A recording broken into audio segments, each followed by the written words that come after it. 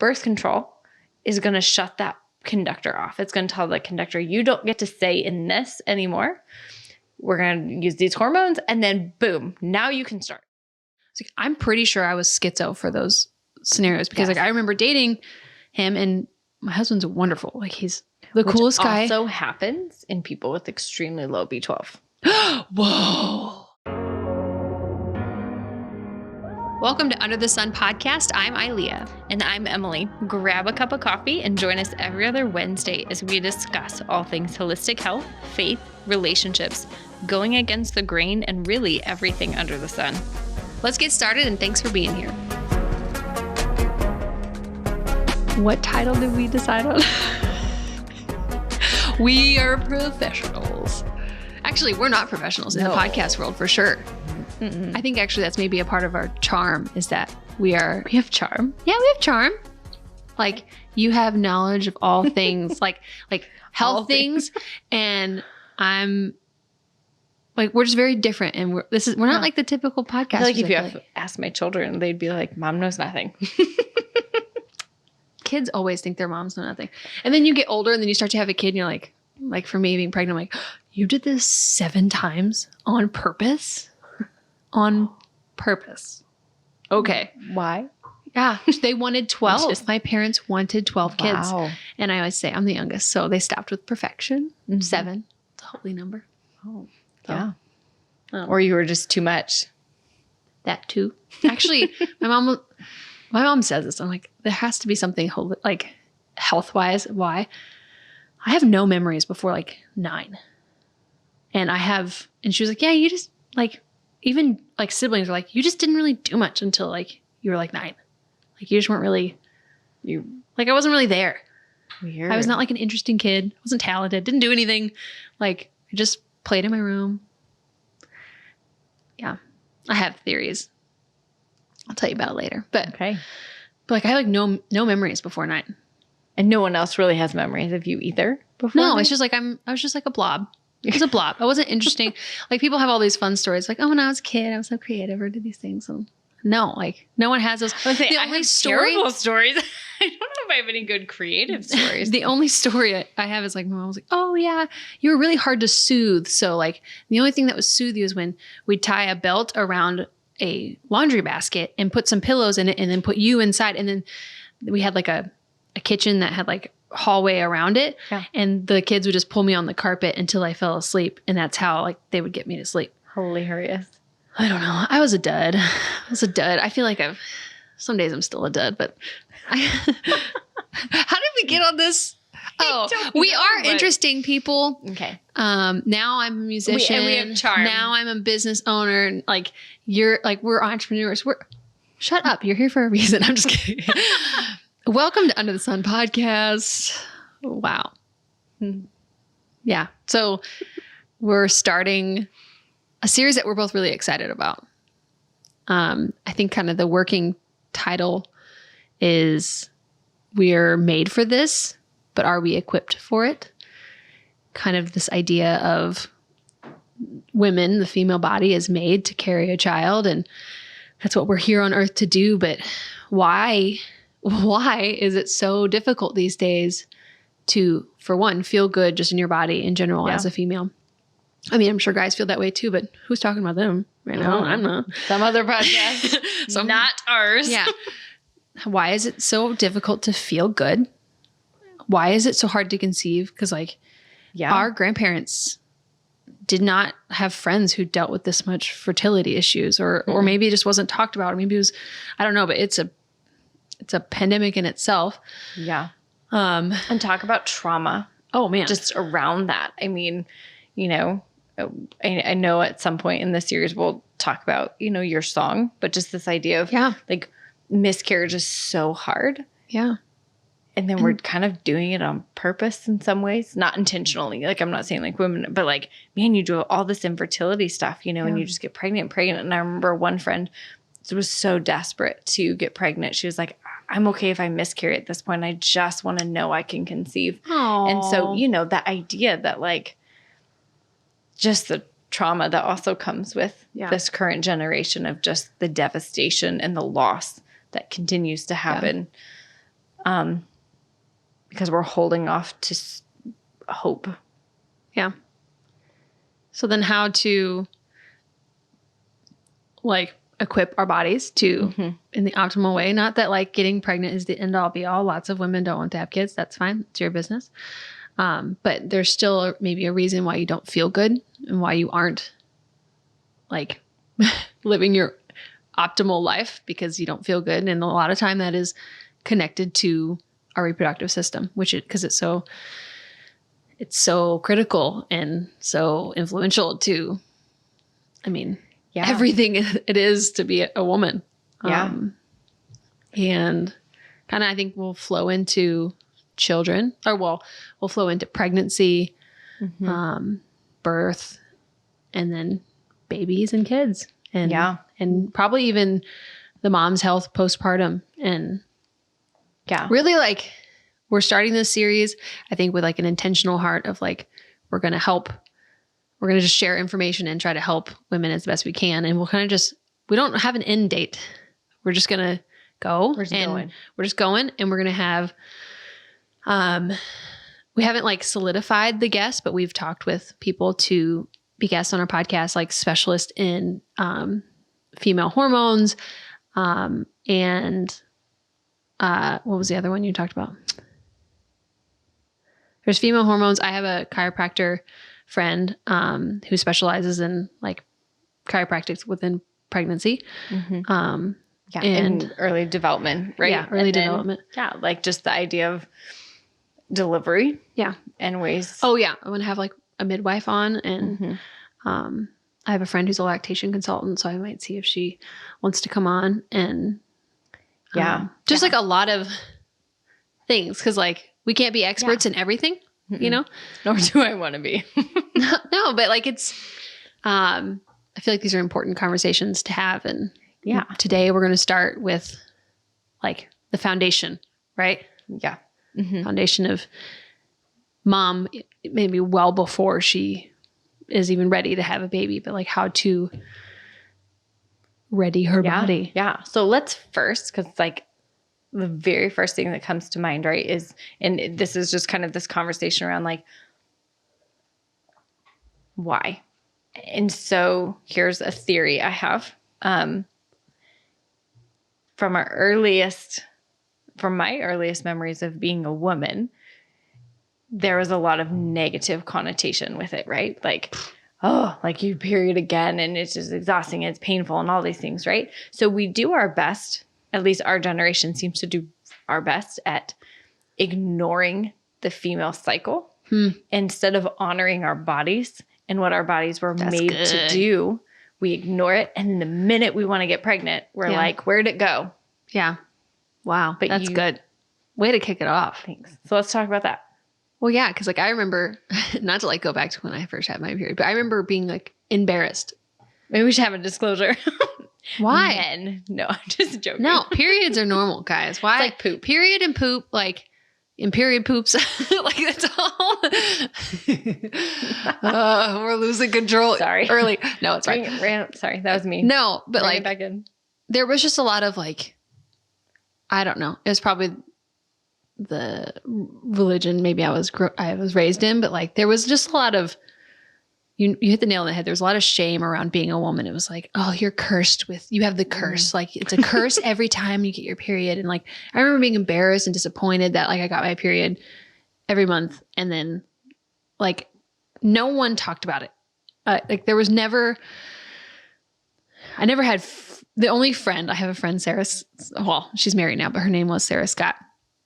And like, she was the first friend I ever talked to, probably at like age 15. And I got my period when I was 12, about like, she was like, oh, I got these panty liners that I really like. And I just remember being like, oh, like we can talk about like this. Like all I know is that like pads just show up in the bathroom from, I'm guessing mom, I still don't know to this day. I'm like, they just show up.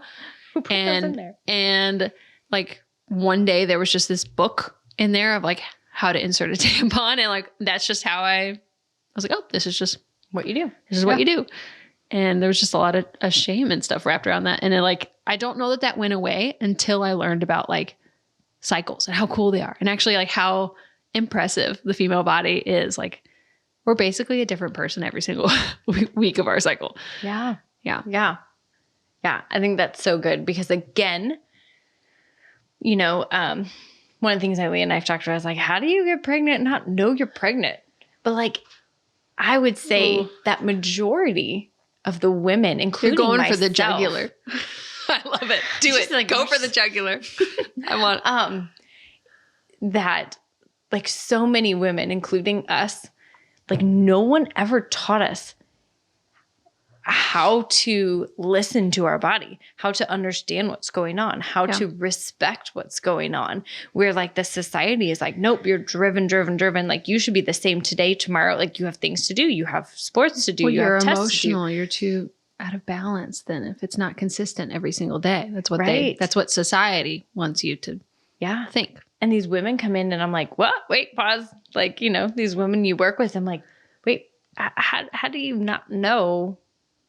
So much of their healing is like them just figuring out like, ooh, I eat this and I don't feel great. Like we tune that out. We've just learned to just like, you know, push it through. Yeah. Muscle through. It's like, oh, we don't cry. We don't cry over that. Yeah. Like, I know you're hormonal. We're not crying right now. And it's like, oh. And again, I think some of it comes from that potentially the diet culture previous to our generation of like, and I think within the spiritual world, I see it a lot, like in the church world, because people are like, well, you fast, you do this, you do that. And you just start to tune out. So you stop listening to that little part in your brain that is saying, hey, it's time to slow down. Hey, it's time to speed up. Hey, it's time to eat more. Hey, it's time to eat less. Hey, this isn't really working for you. Like your cycles are a mess, not because you're a woman, but because something is wrong. Yeah. Like this is not normal, you know, but there's not education around like an idea of seed cycling and eating certain seeds depending on what part of your cycle you're on. I mean, I was like a practitioner learning about the different phases of your cycle. And I was like, huh. No one ever told me that. Okay, that's good to know. It's not common knowledge. It's like, oh, basically when you decide to be sexually active, you just go on birth control. And that's like, and then that just shuts off all like, whew, watch out for that. I almost spilt my drink. It turns off all the receptors of being social, like of being self-aware of your body and your cycle, because you don't need to be aware because you'll just take the sugar pill and that's when you'll get your period. And yeah. And it's the way we control symptoms. Yeah. Like, oh, you have acne? Let's go on birth control. Yeah. I think we've talked about this and I don't know that I've mentioned it on the podcast before, but when I was 18, I think 18, maybe 17, 18, somewhere in there, I was like, oh, I'm starting to like be an adult. I should like just go get a regular pap smear, like whatever. Went in, whatever, long story short, they ended up diagnosing me with PCOS. And I remember them being like, oh, and you have a tilted uterus. So when if someday you do want to have kids, you'll probably never be able to get pregnant. Like you're going to need help to get pregnant. And I was like, I'm freaking 18. Like what, like, how do you know that? And I was like, oh, and luckily like my parents just raised me with, I don't know, good, decent discernment, because I was like, why? Like what did I do to cause this? And what can I do to remedy it? Cause someday I do want kids. And they're like, oh, nothing. We can try to regulate your hormones by putting you on birth control, and that'll help you get pregnant later. And I was like, that doesn't, luckily, like, I thank Jesus. Like almost every day, I'm like, why did I even think that? Like, what 18-year-old is like, you person of authority, like, who made you God to say that I wouldn't be able to have kids? Like, have you seen my family lineage? Like, my dad's one of 9. I'm one of 7. My mom's one of 8. Like, we're breeders. We're rabbits. Like, what are you talking about? And so, like, having that and, like, luckily having the discernment to be like, why? Like, well, what can I do to fix it? Like, what is, like, I remember asking, like, is there, like, a supplement or like a diet I could go on that like would help like Yeah. I think I said like uterus health or something, like nothing like, I wasn't like feminine health. Like I wasn't eloquent by any means. So I was like, what can I do to remedy it? And they're like, oh, there's nothing at all you can do. We can give you this pill that you can take that will regulate your hormones and regulate your cycles. And at that time, like, I didn't even know what a regular, like I wasn't tracking it. I was just like, oh, dang, I started my period. Like it was never like, I never kept track, like ever. And unfortunately, the dark side of that story is so many people have that story, but they listened and they like just did what they thought was best and what their doctor recommended. And they went on birth control. And then now they find themselves years later married, wanting to have a kid. And it doesn't just happen as quickly as they like to say it does of, oh, you just go off birth control and you get pregnant. Yeah. I don't know how many friends or people, like friends through social media who are like, I've been trying to conceive for forever, was on birth control for 10 years and I can't do it. So there's just so much, I don't know. Yeah. I think two things happen. First, from a biological perspective, like birth control does a lot of damage in terms of it depletes such huge nutrients that we need to create a healthy baby. And then from depletes nutrients? Yeah. Like B12 is one of the biggest things. And then B12 is what causes, right? It can cause miscarriages, a deficiency or not properly. You have to like, make it make sense. But I'm like, B12 don't work. Yes. Yeah. So your body's not utilizing it efficiently. Okay. Yeah. Brain explosion, birth control depletes your B12. A lack of processing of B12, however you want to phrase it, can cause miscarriages, and miscarriage rates are through the roof. Yeah. Yeah. And I don't want to misspeak. But birth control, and, we can find the resources and put it in here, and then, put it in the show notes, but then also, for, like a blog or something. Yes. Yeah. Yeah. Like resource page, reference page, like birth control actually depletes a lot from a nutrient perspective. And most medications do. And there's whole websites and books dedicated to understanding when you take Tylenol, what is it depleting? When you take birth control, what is it depleting? The other thing I believe birth control does is it messes with our brain. So it's shutting off that. So if you think of the brain as this conductor, right? And it's conducting the whole symphony that your body orchestrates without us thinking. Like we don't breathe. We don't think. I mean, sometimes I have to think like, oh, Emily, take a deep breath. Because I forget to breathe sometimes. But otherwise, most of the time, our heart is pumping, our blood is moving all around. Like everything is functioning and orchestrating without me telling it to do anything. I don't tell my body, oh, it's time to start your period.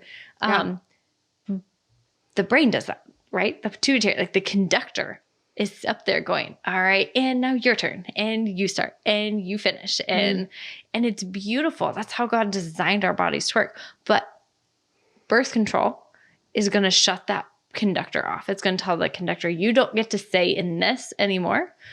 We're going to use these hormones, and then boom, now you can start. Okay, now shut off. Now, right? So it's not a real period. People are like, oh, I'm still getting my period, but it's not truly shedding what it needs to shed. Yeah. And let's also talk about the fact that there are other forms of birth control beyond the pill that literally shut off your cycle for years.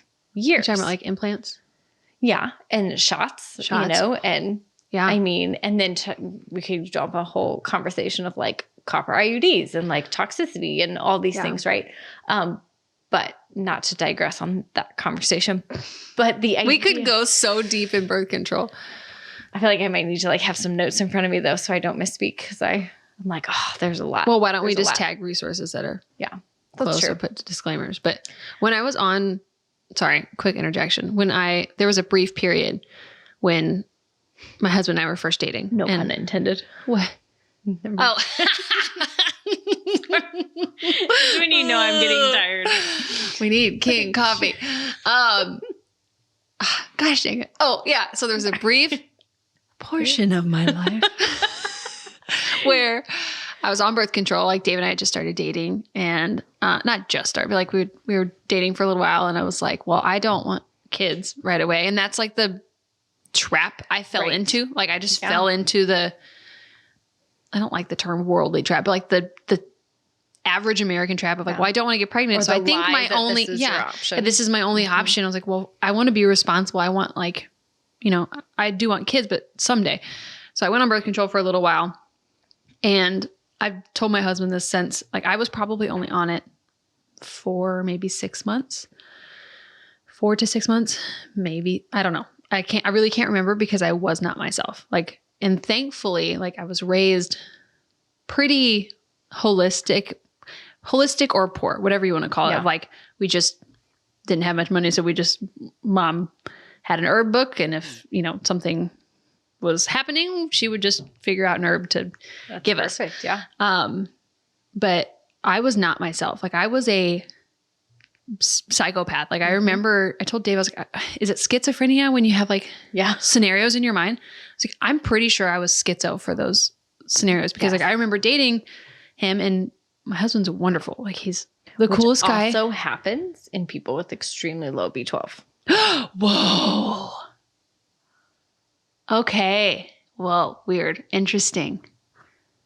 Okay. Interesting. Cause like I would make up scenarios in my mind, like, oh, like whole conversations, and I would be actively mad at him. Mm-hmm.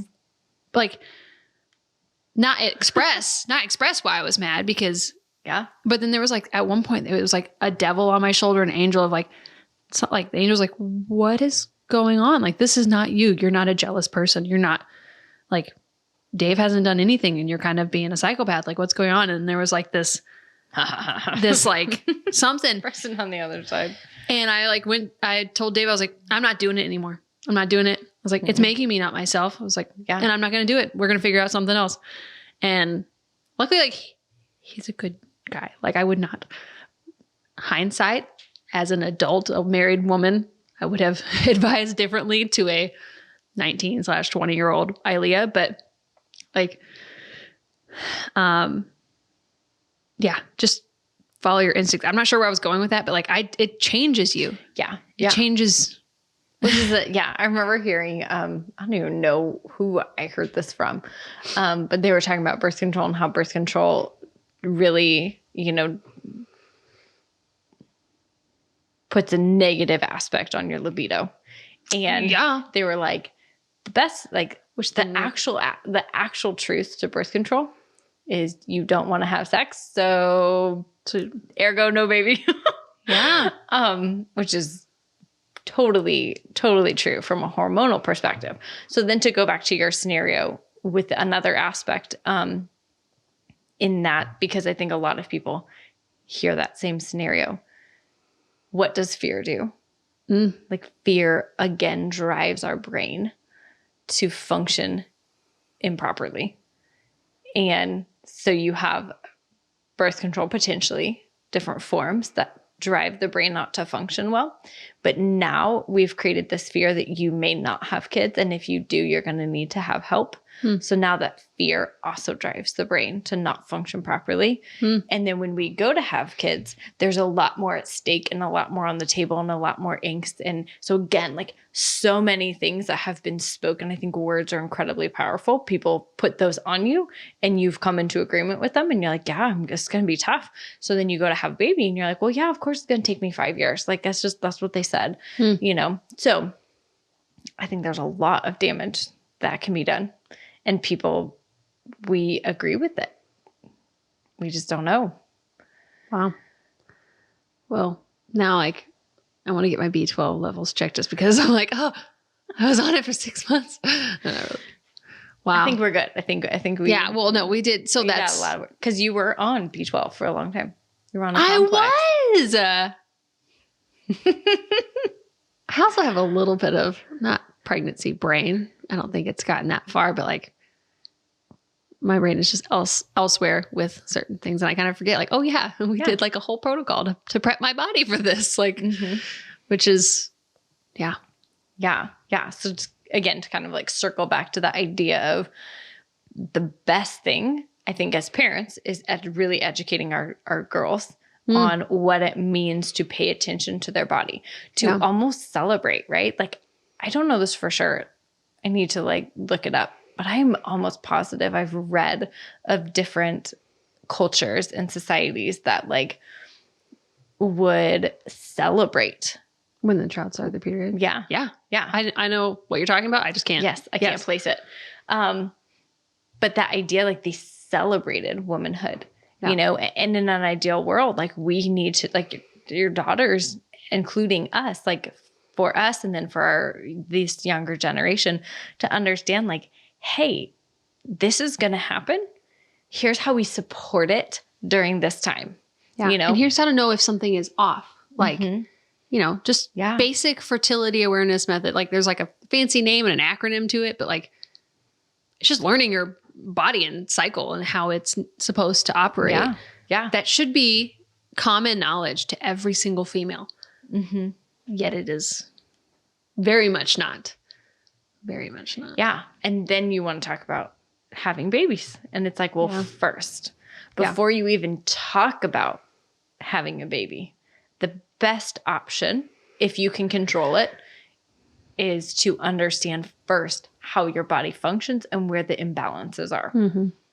So before we dive into that, I'm just going to state a fact that I didn't know until I got pregnant.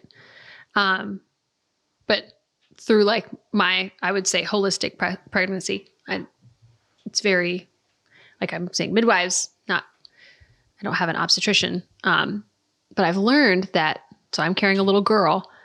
She has basically all of the eggs that she will have for her entire, like, female cycle hood, her female life. Yeah. All through her like menstruating life. That sounds weird, but that's what I'm saying. But she has all the eggs she'll ever need. So I'm like, how important is it that us as the moms prepare our bodies so that their bodies are better equipped? Because there's no, like, there has to be a positive. How healthy are her eggs going to be if mom's a mess? Yeah. And there is so much, there's a lot of science that goes into, or, you know, studies that have shown that, like, you know, moms pass, like we pass our gut bacteria. So that's something. We pass our adrenal health. Oh, my poor daughter. Something. We pass our thyroid health. I have a working theory that we pass our brain health to some degree. Is the brain turned on? Does the brain know to turn on? And so anyway, it's a working theory I need to continue to dive into. But this idea, like if we're passing on so much of that before they're ever born, I hardly ever go into consults anymore with children without asking mom's health, you know, because it is important. Like, what is their birth order? And then what was mom's health like during pregnancy, delivery, all that stuff, because it does affect children. Yeah. We're a society that likes to separate things. And so we say, no, this is a child and they're on their own and they're independent. Like, no, they came from you. Yeah. So how do we, before we even think of that? Well, how is it that there's this gap between what you're talking about of like, oh, this is an independent child, like that they have their own health and like health issues. But then we talk about like, oh, I have bad knees. It's genetic. It's like, we so easily, I can't speak. We so easily write off like, oh, I have a bad back. It's genetic. It's like, how you can believe that your spine, which is, you know, to an extent, like that's true, that you got your dad's spine, but it's like you lived in your mother for 9 months. Your complete nutrient source was from your mom. How is your mom's health? Why? Yeah. Like, were you breastfed? I remember you asked me when we first started working together, like you as, my practitioner asked, like, were you breastfed? And that was like the first time I'd ever been asked, like, was I breastfed? And I was like, I don't know. So I texted my mom, I was like, was I breastfed? And she was like, and then she went on like a tangent about how beautiful it was and whatever. But like, I'm like, okay, mom, if simple, yes, would have been suffice.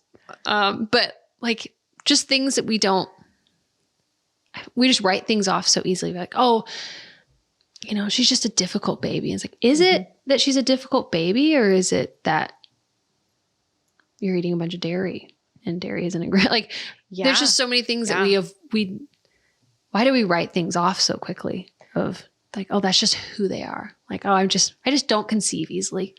I just, I don't know.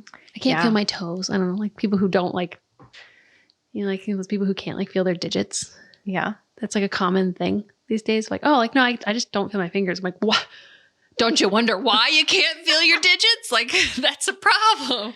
Right. Because I think in part, don't you think it's because we've come into an agreement with that is just part of our family, or that's just part of what it is, and everyone does it, and that's okay. Like we've lost this ability, to think critically. Yeah. Which again is really interesting when you study the brain and what part of the brain thinks critically and where fear stops. It seems potentially like if fear blocks this part of the brain, then the rest of the part of the brain doesn't get the information that it needs. And so if we can just stop it with fear and we can have a belief system that is like, no, this is just who I am.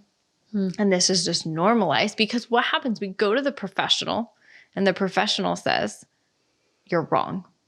Right. So we talk about how we don't love the idea or the word now of empowered, because it's kind of taken a different, but it takes a little bit of a different deviation than what we're meaning. But this idea that like generations ago, grandmas would teach you, moms would teach you what it meant to have a healthy cycle. I mean, we talk about in the Bible days, they'd be like, all right, you're unclean, out of here. Thank you, Jesus. I'm going to go sit in a cave for a while with all the other women and we can just rest. It doesn't sound bad some days. But this idea that like there was an honoring to the female cycle, and your temperature changes, your body changes, your metabolism changes. So many things change. Your energy levels change, especially like as an athlete, that was tough. Like you had to be on regardless of where your cycle was. So like you're like super crampy, super heavy, feeling terrible and miserable. And that actually is probably the day you should have just stayed home and rested. You still had to go participate. You still have to be on, like you don't get an option. So some of that is our society driving that. And then I'm not athletic. I wouldn't know. But then you have those like our grandmas, like we're not multi-generational anymore. We're very nuclear as a family. So that also plays within the family. It becomes nuclear, and you're not this team that, that you can like, grandma's right next door and you're like, oh, I have this problem. And grandma's like, oh, let me tell you what herbs helped me. Let me tell you what things helped. Let me tell you. This will be this will be a different episode in itself when we talk about birth, but like, it's kind of like how far we've gotten from how birth used to be. It used to be like your cousins, your female cousins, your mom, your grandma, your sisters, everyone would be in the room to help you. And it was like it was a beautiful thing. Like you didn't need midwives and doctors. You just, maybe you had one person who was like kind of, they've been attended a lot, but you guided each other through that birthing process. But somehow along the way, we just, and we'll also talk about boundaries, because this is also where, right? Like sometimes you're like, nope, boundary, you can't be in the room. I don't want anyone in the room because it's too much. So we'll cross that bridge. Like all of that together, right? Like we've become nuclear, we've become independent, and then we lose the wisdom from other generations when it comes to stuff like this. Yeah. I think we've also become more of know-it-alls because of the access we have to the internet. And not to sound like a grandma of like, the internet's terrible, because I don't think it is, because I've talked, at length with my husband, I'm like, how I would not have wanted to be pregnant back in the day. Like, cause now like I look at an app and I'm like, okay, the baby's like this size, and this is what's developing this, this week or whatever. I'm like, I could not have done it without Google. But now also I feel like there's like this concept of like false, what am I looking for? Like, I have way more confidence, which I think I should have confidence because like my body is made to do this, but like, I don't find myself reaching out to my mom Yeah. about things, Yeah. asking her about birth stuff. I have to like intentionally be like, I bet this would make her joyful to talk about the 7 times she was pregnant. Like, okay, I'll ask her a question, but like, whereas that would have been inherent. Even one generation back, my mom, she was like, I call my mom all the time. Like I called her the first time I felt a movement. I blah, blah, blah. And I'm like, interesting. Like I'm just piecing it together as we're talking. Like, it's funny how like just even one generation away, I'm like, I don't think I've called my mom once about questions about pregnancy. Yeah. Yeah. But maybe it's because not specifically Google, but like DuckDuckGo and the natural. But again, to go back to like, we ignore our health until all of a sudden we want it. Yeah. Right. I mean, I think we're also nuclear in the sense that like, we got this, we're on our, like we're just driven. And so, I mean, I feel bad. My grandma, speaking of grandmas, like my grandma has stopped over like 2 or 3 times to my house because that's what they do in that generation. They just show up and say, I just want a hug. And every time I'm on a call, and my daughter says to me, she's like, Gigi really, really like wanted to just give you a hug. We need to go see her. But like what? Like in that moment. And I think the Lord has opened our eyes to this while I still have my grandma alive, which is huge because my kids, like my 9-year-old has an amazing relationship with her great grandma. That's cool. And so it's like that has to take top priority. Yeah. But was I not aware of that years ago? Grandma wasn't on the top priority list, where now it's like, I want that. I want them around the table. I want them to ask questions. I want them to know, because there is wisdom there. There's so many times I would call my grandma up and I'd be like, having a bad day. And she'd be like, honey, just remember when my kids were little, grandpa had the car and he worked 2 jobs. And only one lady in the neighborhood had a phone. So if grandpa ever needed anything, he'd have to call that lady. And then she'd give us, and she had a car, and she was apparently the wealthy lady on the block. Yeah. And so they'd sometimes borrow her car. But like, think about that. Like, they would like, that's what neighbors do, right? Like they borrow a cup of sugar and you watch each other's kids while the other one does that. Like, I mean, there was just, we're so far removed from that. So that also plays into this whole idea of birth and family and all of it, you know? So then where, like, as the listeners are, you know, captivated and riveted by our conversation, what advice or what could you tell them of how to become more bodily aware, or like where to start? Because I think for me, I had to, like, we've talked about this, but I had to hit like rock bottom before I even acknowledged the fact that there was something wrong, which is bad. I mean, I was working full time and also leading worship on the weekends, which was like 20 hours a week, like a couple, like, and then also touring on the weekends. And like, I hindsight, I'm like, I don't know how I did it. Like, I'm in bed, mind you, I'm pregnant, but I'm in bed this week by like 7 o'clock. But and I was like, man, girl, this is we're past your bedtime. Oh, sorry. No, your bedtime. I know, but sorry. I'm sorry, excited. baby. No, I'm excited. Like, I don't know how I did it, but I had to, like, I was not self-aware of my body. Like, I've always found myself to be, I'm like, I'm in tune with my body. I thought. I was like, I'm in tune with my body, but only in certain aspects. Like, there was, like, I had to hit rock bottom to be like, I went to you with like a beard of acne and was like, I am just depressed, covered in acne. I have no energy. I'm dead inside. And luckily, like, it was paired with the pandemic. So it was like paired with like extreme rest that I could take because I was laid off for that little bit, and I couldn't tour and but like, what would be the advice you would give to the listener who's like, yeah, I want kids someday and I don't feel super great, or I don't know anything about anything. Yeah. Well, I feel like one, blood work is just fantastic. And then having someone to read it accurately is super helpful. Say that again for the people in the back. Read it accurately. Functionally understanding that. So when your doctor's like, everything's within range, that's where you say you're fired. you're fired. You're fired. Yeah. And you that's a red flag, and you seek help then. Yeah. Because like, I mean, do you feel well? If you Yeah. feel fantastic and your blood work is fantastic, then more power awesome. to you. You're probably not in the doctor's office getting blood work if Yeah. you feel fantastic. I don't know, I guess maybe some people do.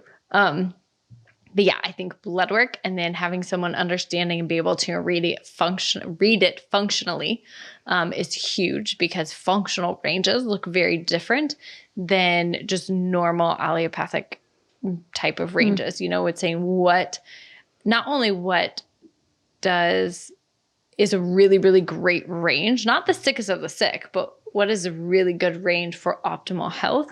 But then looking at it, not just saying, well, these are all in range, this one's not, but it's saying this is on the low end, this is on the high end. What do they mean when we bring them all together? And taking all of those markers and putting them together and saying, this is almost out of range, this is totally out of range. What does it look like when we're bringing them together? What patterns do we tend to see in illnesses and root causes that are going to affect blood work this way?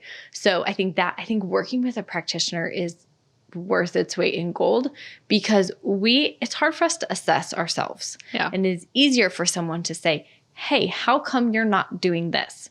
And we can think we have all the million excuses, which we allow ourselves, and we come into agreement with those excuses. We're like, well, I'm tired. Like, I'm just busy. An anxious person. Yeah. Like this is just how it is. Like I had to go back to my family and for holidays, and like, it's just, I had to eat grandma's, rice pudding. She'd be offended if I didn't. I don't know where rice pudding came from. I've never Damn it. Now I want rice pudding. Sorry. Even though I knew it wasn't like good for, whatever. And so that's where a practitioner gets to be that support, and they get to say, I love you. Hey. But calling you out. Right. And saying like, but that's not supporting. And then also helping you see the patterns, right? So a great practitioner is someone who is going to let me take off the big stuff so that you then don't need me anymore. If a practitioner just keeps supplementing you, like Elia says, fire them, move on. Like, you want someone to educate you on what that cycle looks like, how to honor your body, how to really get optimal health so that you don't need them anymore. I just heard this, and I have no idea where I heard it, but it's, you were never deficient in any medication. Like supplements, yeah.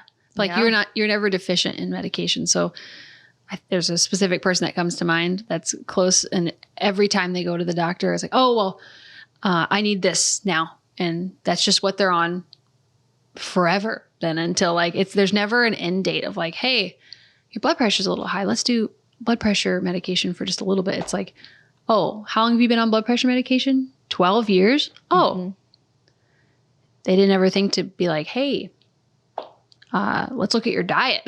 Right. Bare minimum, let's look at your diet. What are you eating? And that's never even an option in their mind, because, but my doctor told me to do this. Right. And then they're depleted of nutrients, and now we have new problems that need medication. And then that brings up new symptoms, which then probably brings you to a new prescription, not a new supplement that will, Yeah. Yeah. And I would say that even if you're beyond childbearing years, this information still applies. Like, do you honor your body? And then from a perspective that goes beyond physical, do you know who you were created to be? And I think that there's a whole, if our bodies are made up of the body, the spirit, and the soul, and that's who our being is created. Do we know our purpose? Do we know why we're here? If our why is not big enough, it's going to be really hard to go to grandma and say, I'm sorry, I love you. I can't eat that. Thank you so much. But if our why, because we know who we are, who we're created to be, what our purpose is, then we can have a huge drive to get healthy and to get better and to be aware of this beautiful orchestra that God created. And we get to honor it out of that identity instead of out of fear, because I don't think that ever helps. I think sometimes people are driven by fear, and then that's okay. That's part of your journey. But if we can be driven out of purpose instead, it lasts a lot longer. Mm-hmm. Dang. I love it. anything you want to add from your own experience of? It only kind of correlates. So I lost my grandma 4 years ago. And I feel like, I'm just going to say it. I was not a feminist, but I had feminist mindsets that I think were beliefs that I took on. Like, I didn't actually believe it. I just heard it a lot. So I was like, oh, that's just how it is. Like, that's just what I should think, how I should think. Kids ruin your life. Like, you get pregnant and it's the worst thing ever. And it's not a positive thing. Like, it's most of the time an accident. Like, my mindset was off. When I lost my grandma, because she was the glue that held like the family together, she was so instrumental in, like, she was the kind of grandma that everyone thought she was like, you were the favorite. Like, in my mind, like I was the favorite to her. And like, she, had 9 babies. And in hindsight, I didn't get that time where I was still young and I didn't listen how I should. Like, I wish I would have listened a little more closely to the wisdom, but because of her and because of her legacy, and just like I don't like the word, the path that I was on of like, I was kind of a little bit feminist, kind of a little like thought kids would ruin your life and my body, it'll be ruined. Oh my gosh. Everything's about like how perfect my body is. It's just a hunk of baloney. Losing her though shifted my mindset of like, oh, that woman made a difference. And like, she had 9 kids. Her son, who's my dad, had 7 kids, and half of those kids have kids. And I'm like, if I could even make a difference in like a quarter of the size of, or a quarter of the people that she did, I was like, why would I not want to be a part of that? And like, I just slowly started shifting my mindset around like, oh, it's the same thing what you're talking about. Like, your period's not a curse. Like, your body isn't a curse. Like, your emotions aren't bad. I think if they can be bad, they can be toxic. Sure. How you manage it is the key. And maybe we can talk about that sometime. But there's no one path to be on to get to motherhood. I don't know if that makes sense. But like, yeah, because I mean, I feel like the beauty is Ilea has had, this is your story of where for me, like that was not my story. Like I have learned about my body and how to honor it and understand it I mean, it was my drive was my kids because I was so sick, and I was on birth control and seizure medication with my son and we got pregnant. Like, talk about depletion. So 100%, it can be before and after, but that journey of motherhood is, And it's everybody. I used to always say, like, even when Dave and I got married, I was like, I'm not sure I even want kids. But it was a different, to be honest, I think it was a shutdown of like, I think I was so nutrient depleted that I didn't even have the bandwidth to like open my mind to like, I think my body was probably in distress of like, you can't even take care of yourself. Why are you thinking about having a kid? But all that to say, I went on an ADD tangent. Now my pregnancy brain took over. But sorry, with grandma. Yeah. I don't know. Just there's a lot of people before us that maybe didn't have it perfect. Yeah.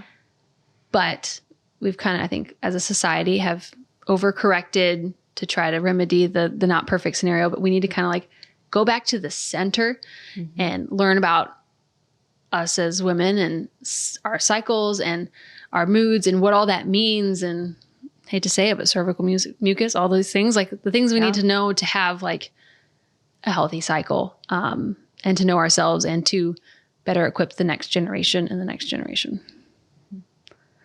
That's perfect. ADD, easy as 1, 2, 3. Seriously, I get so distracted. I was like, I know where I'm going with this. It's fine. I feel like if it's important, it comes back. Yeah. Apparently it wasn't. Any parting thoughts? I don't think so. I mean, I feel like I often see the female cycle in its, messed up form is what drives a lot of women to get help. And unfortunately, we let ourselves hit rock bottom. Yeah. Shoot, that's where I was going. There you go. I was like, you let yourself, like, we don't have this, I don't know if you felt this way, but like, we don't prioritize our health like we care about, like I remember Dave being sick and me caring more about him and not even realizing that I was sick too. Like me being like, your back hurts? Let's figure out what's going on. And I'm like, meanwhile, I'm like schizophrenic in my mind off of birth control. And I'm like trying to heal him. I'm like, what am I doing trying to heal him? When I don't even look at myself. So I'm sorry. Yes. I interrupted. No, you're good. I was going to say that is often the body starts to shut down because if the body's in survival, it doesn't need to reproduce. It needs to survive. And so if our cycles are messed up, that should be that monthly reminder, how healthy are you? And your poop. And your poop. All the bodily functions. I think that's the end of the podcast. And your poop. Thanks for being here with us today. We would love to connect with you over on Instagram at underthesun_podcast. Please help us out by subscribing on YouTube, leaving a review on Spotify or Apple Podcast. We'll see you next time. Please remember this information is made available to you for informational and educational purposes only. This is in no way a substitute for medical advice.